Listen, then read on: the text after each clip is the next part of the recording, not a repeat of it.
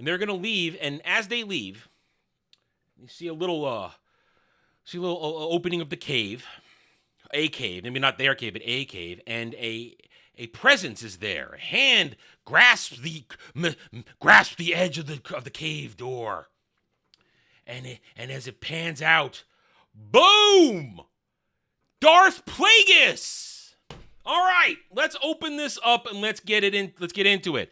Darth Plagueis. Now, I am not going to talk about whether or not he should even be here or not. Darth Plagueis is an alien species.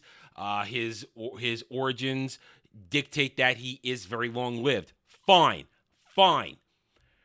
But do you understand the implications of this? The damage it does to his character.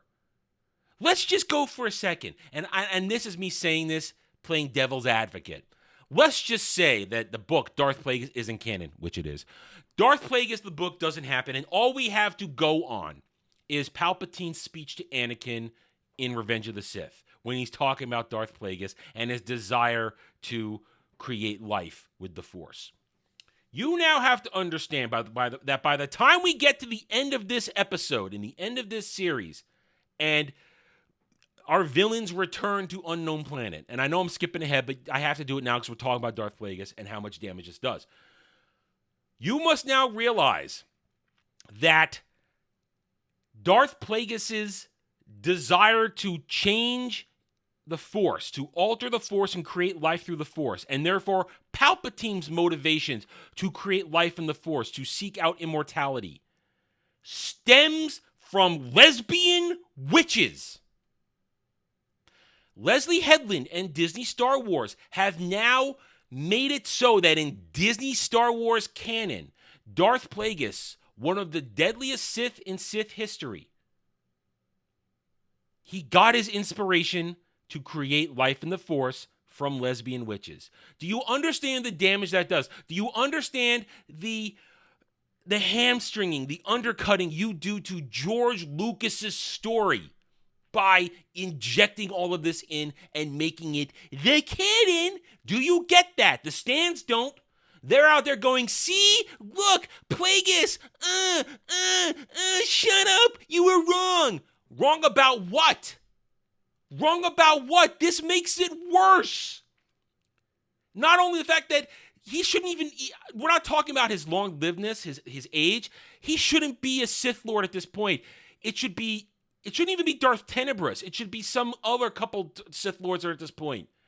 You're skipping over other Sith Lords to get a cameo of Darth Plagueis because they know they'll get the seals clapping for the dead fish. They know that that's where this is going, and that's all the stands are going to need.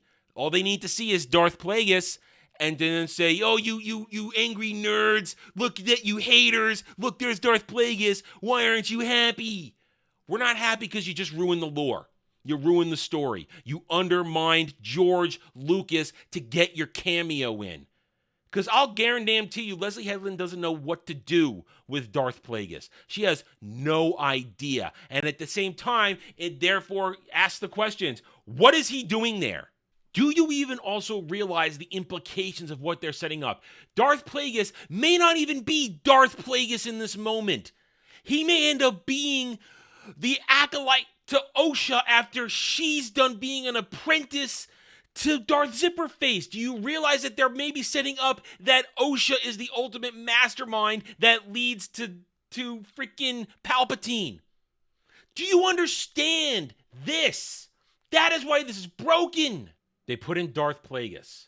They've destroyed his entire identity as a mastermind of creating life in the Force. They've connected his whole research to being influenced by lesbian witches. Because if Osha and Darth Zipperface return there and he's there, that means he's inspired by the events of lesbian witches creating life in the Force. He didn't just come on it himself. He didn't just have the desire, the need all on his own. He borrowed from their research, basically. So Darth Plagueis loses his agency. Thanks for watching this clip from my review of The Acolyte Episode 8. If you want to watch the entire thing, click on the link in the description below. Thanks for watching, everyone. If you enjoyed the video, hit that like button, subscribe to the channel, check out my gaming channel at Renaissance Nerd Arcade, and follow me on X Twitter under @TheRedNerd. Thanks again for watching. Take it easy.